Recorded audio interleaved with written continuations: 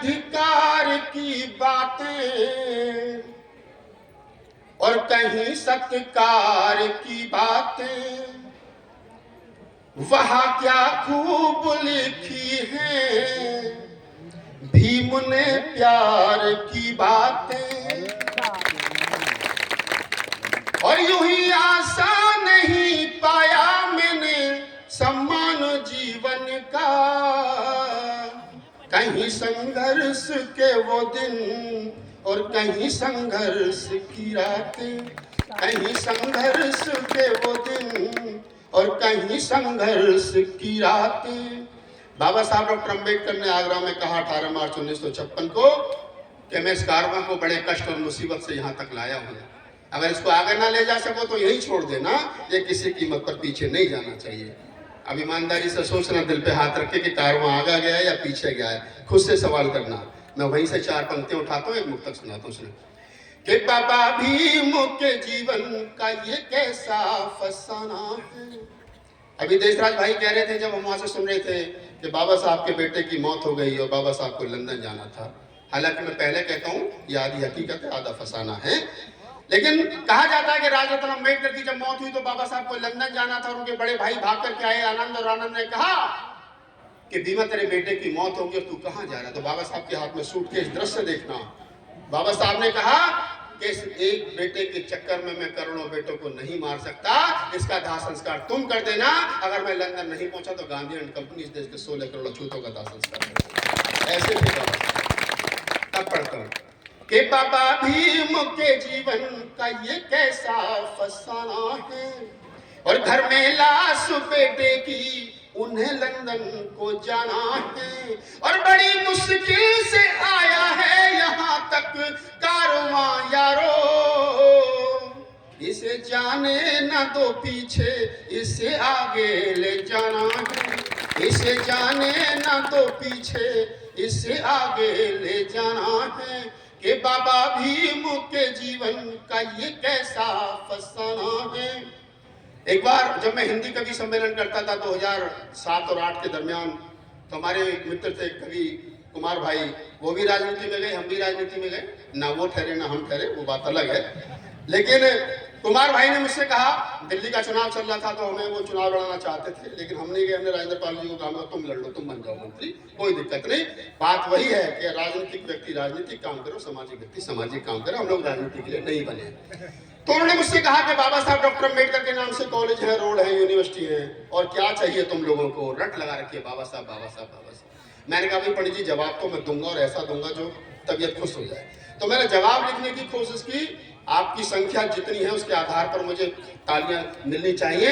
पहले मिसरे से आप पकड़ना, क्या तमन्ना है कि तमन्नाओं में तमन्ना अभी एक और बाकी है। कुछ कह रहे थे देशराज भाई? हाँ, बात अच्छी लगे तो दोनों हाथ से खुल के तालियां होनी चाहिए, क्योंकि ये महान हस्ती है, पूरे देश और विश्व में भी जाते हैं। तो ताली बिल्कुल कंजूसी मत करना, खुल के तालियां होनी चाहिए। चलिए अपने आप बजा देंगे, बहुत प्रबुद्ध लोग हैं मुझे पता है। कि तमन्नाओं में तमन्ना, देखो जो लोग नहीं जानते बता दूं, मैं 22 राज्यों में गया, 1000 से ज्यादा रात जाग करके बाबा साहब पर कविताएं सुनाई मैंने। संसद भवन में खड़े होकर के 10 बार कविताएं सुनाई, सरकार की आंख में आंख डाल करके। बाद में थावरचंद गहलोत आजकल तो राज्यपाल में मिनिस्टर हुआ करते थे, मुझसे कहते थे राहुल हम तो 50,000 रुपए की देते हो, तो मैं उल्टी सुना के चला जाता है। मैं कहा आप अपना काम करो, मैं अपना काम कर रहा हूँ, तो हमें अपना काम करना चाहिए। कि तमन्नाओं में तमन्ना अभी एक और बाकी है, ये फोटो भीम की नोटों पे अभी आनी बाकी है। मुझे पता था आप ताली कहाँ बजाओगे, यही बजाओगे। मैंने जब पहली बार ये पंक्तियां पढ़ी तो रामविलास पासवान जी हमारे बीच नहीं है, उन्होंने मेरी पीठ थपथपाई पार्लियामेंट के प्रांगण में बाबा साहब की जयंती पर। उन्होंने कहा राहुल नागपाल बहुत अच्छी कविता। थावरचंद गहलोत साहब, सत्यनारायण जटिया साहब, पूरी सरकार सुन रही थी, बोले बहुत अच्छा, बहुत अच्छी कविता, हमारे बच्चे भी सुनते हैं। मगर मोदी जी की तरफ से झूठ बोले तुम भी सुनते हो, सच स्वीकार करो।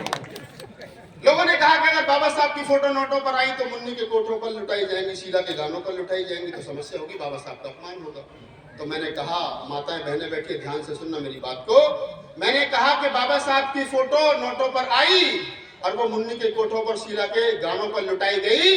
तो जब मुन्नी नाच नाच के थक जाएगी, नीचे बैठेगी, घुंघरू खोलेगी और नोट उठाएगी, तो नोट को देख करके बाबा साहब की फोटो, आंखों में आंसू ला करके इतना तो जरूर कहिए, हे नारी के मुक्तिदाता, आने में इतनी देर क्यों लगा। और मेरा दावा है इसके बाद मुन्नी घुंघरू नहीं बांधेगी, वो अपने बच्चों को पढ़ाएगी, लिखाई जाएगी, स्पीशियस बनाएगी। और फिर मैं कहता हूँ इसके मनुवादियों से जो रात के अंधेरे में बाबा साहब की मूर्ति तोड़ करके चले जाते हैं कि बेटा जब नोट पर फोटो छपेगी फिर बता कितनों में आग लगाएगा। फिर तो दिवाली के दिन रख के पूजा भी करेगा ना। उन्होंने कहा जी 2000 के नोट तक तो महात्मा गांधी है। मैं कहा कोई बात नहीं, समस्या का समाधान, छोटा आदमी छोटा नोट, सरकार 5000 का नोट छापे, बाबा साहब की फोटो छापे, समाधान। पूरी करता हूँ पंक्ति सुनिए।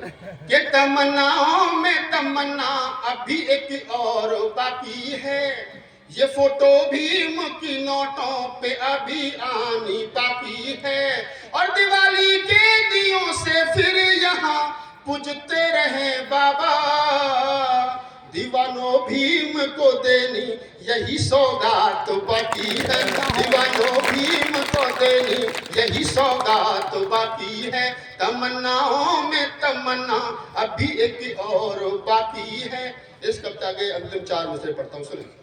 बाबा साहब डॉक्टर अम्बेडकर ने कहा कि मुझे पता है मेरे समाज के लोगों को कभी सम्मान नहीं मिला, तो कुछ लोग चाहते थे कि वोट डालने का अधिकार उन लोगों को हो जिनके पास 25 बीघा जमीन हो या इनकम टैक्स पेयर हो। तो बाबा साहब ने कहा कि नहीं, उस हर आदमी को वोट डालने का अधिकार होना चाहिए जिसकी उम्र 20 वर्ष हो। बाद में घटा करके 18 साल कर दी गई। तो मैंने कहा वहीं से 4 पंक्तियां उठाई। आज देखो, जिनमें से बदबू आती थी, जिन्हें गांव में पूरब की तरफ बसाया जाता था, आज प्रधानी का चुनाव होता है तो कोई आता ना तुम्हारे पैर छूने का, चाचा वोट मुझे देना। विधायक के चुनाव में आता है, चाचा वोट मुझे देना। अगले साल MP के चुनाव में चाचा वोट मुझे देना। निगम पार्षद के ब्लॉक प्रमुख के चुनाव में चाचा वोट मुझे देना। बीच कुछ में कोई मर जाए, उपचुनाव हो, तब भी कोई ना कोई आता, चाचा वोट मुझे देना है। अरे बदबू आती थी, तुम्हें धन्यवाद करना चाहिए बाबा साहब का, सुबह उठकर फूल चढ़ाने चाहिए कि तुम में से बदबू आती थी, तुम्हें पूजनीय बना दिया बाबा साहब डॉक्टर अम्बेडकर। 4 पंक्ति पढ़ता हूँ, सुनिए। कि बाबा भीम की कलम से ये कमाल हो गया। पहले कहते थे कि राजकुमार पैदा हुए हैं। काशीराम साहब ने कहा था कि कोई राजकुमार रानी की कोख से पैदा नहीं होगा, मत पेटी से पैदा हुए। मत पेटी से पैदा हुए तो बहन जी 4-4 बार मुख्यमंत्री बनी ना, बनी। अगर वही बनते तो वही बनती, पता नहीं कौन सी प्रताप सिंह और महारानी पटरानी वो जो बनती आ रही थी वही बनते। मोदी जी ने कहा कि मैं तो बाबा साहब की वजह से प्रधानमंत्री बना। मैं कहा मोदी जी कहे तो ठीक है, लेकिन और बोलो नहीं तो चाय वाले को कौन प्रधानमंत्री बनाता है इस देश में। ये लोकतांत्रिक व्यवस्था है, ये बाबा साहब देखे कहें आपको कि बाबा भीम की कलम से ये कमाल हो गया, और यहाँ राजा था जो कल तक वही कंगाल हो गया, और नहीं जन्मेंगे अब राजा यहाँ रानी की कोख से, राहुल वोट का तेरी उन्हें मलाल हो गया, राहुल वोट का तेरी उन्हें मलाल हो गया, कि बाबा भीम की कलम से ये कमाल हो गया। और 2 मिनट की एक बात है, अब मैं स्टार्ट हो गया हूँ तो थोड़ा कर लेता हूँ। ये महिलाएं बैठी हैं, सुन रही है ना, एक बार हाथ खड़े करो। हाँ बहुत अच्छी। अब मैं तुमसे मुखातिब हूँ, तुम मत सुनना, मेरे कोई फर्क नहीं पड़ता, मैं इनसे बात कर लेता हूँ। एक देश में बीमारी है करवा चौथ नाम की, अभी निपटी है कल परसों। मैंने ऐसी मस्ती में कभी कविता लिखी करवा चौथ पर, जो कुंवारे लड़के वो भी सुने, शादीशुदा वो भी सुने, कुंवारी हमारी बहन बेटी बैठी है वो भी सुने, और जिन्होंने रखा वो भी सुने। एक बार हाथ खड़े करके बताओ कितनों ने रखा था करवा चौथ का? हाँ, कर रहे बेचा, करो, कोई बात नहीं, घर की बात है, सबने रखा है। 80 साल की ताई बैठी उन्होंने भी लिखा है। ताऊ कितने जिंदे रहेंगे बताओ। एक कविता 2-2.5 मिनट की सुनाता हूँ, करवा चौथ स्पेशल, देश में बड़ी मशहूर हुई, सुनाता हूँ। बिल्कुल सादा बातचीत है, कुछ नहीं, बैठ जाए चहलकदमी ना करें। कि पत्नी बोली करवा चौथ पर एक साड़ी दिलवाओ। गद्य में सुने कि पत्नी बोली करवा चौथ पर एक साड़ी दिलवाओ, तो हमने कहा करवा चौथ के फायदे बतलाओ। बात हमारी जायज थी, भाई तुम 5000 की साड़ी मांग रहे हो तो फायदे तो कुछ होने चाहिए। तो पत्नी बोली करवा चौथ पर एक साड़ी दिलवाओ, तो हमने कहा करवा चौथ के फायदे बतलाओ। तो पत्नी बोली उमर पिया एक व्रत में 1 बरस बढ़ जाएगी, और मौत तुम्हारे कभी नहीं नजदीक आएगी। हम तो पढ़े लिखे थे, हमने हिसाब लगाया कि अगर पत्नी लगातार जीवन में बढ़ती रही तो पति पत्नी का दाम्पत्य जीवन 40 साल का। तो मेरी तो 40 साल बढ़ गई, पत्नी की 40 साल घट गई। कविता का आनंद ले यहाँ से कि पत्नी बोली करवा चौथ पर एक साड़ी दिलवाओ, तो हमने कहा करवा चौथ के फायदे बतलाओ।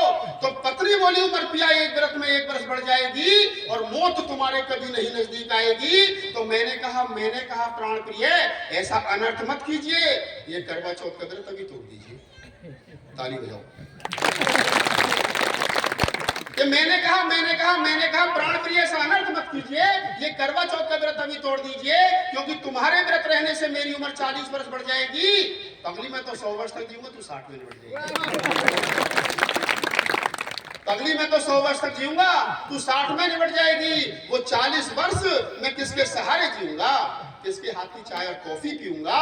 चाय की चाहत जब मुझे भाभी के घर तक ले जाएगी, तो भाभी फिर मुझे रड़वा कहकर के चिढ़ाएगी।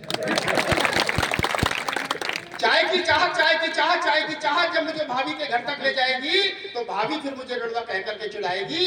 ऐसे तानों को मैं कैसे सह पाऊंगा, ज्यादा कुछ कहूंगा तो भतीजों से पिट जाऊंगा। ऐसे तानों को मैं कैसे सह पाऊंगा, ज्यादा कुछ कहूंगा तो भतीजों से पिट जाऊंगा। मेरा एक काम कीजिए, पहले मेरे 40 वर्षों का इंतजाम कीजिए। मेरा एक काम कीजिए, पहले मेरे 40 वर्षों का इंतजाम कीजिए, और ऐसा नहीं कर सकती हो तो छोड़ दीजिए, और ये करवा चौथ का व्रत अभी तोड़ दीजिए, अभी तोड़ दीजिए। बहुत बहुत धन्यवाद। मैं कविता तो आपको 2-3 घंटे सुना सकता हूँ खड़े होकर, कोई दिक्कत नहीं, लेकिन प्रोग्राम और कामों के लिए बंते जी का भी अभी संबोधन होना और भी बहुत सारे लोग बोलेंगे। आप लोगों ने मुझे सुना, मुझे 4 बजे निकलना है, क्योंकि 5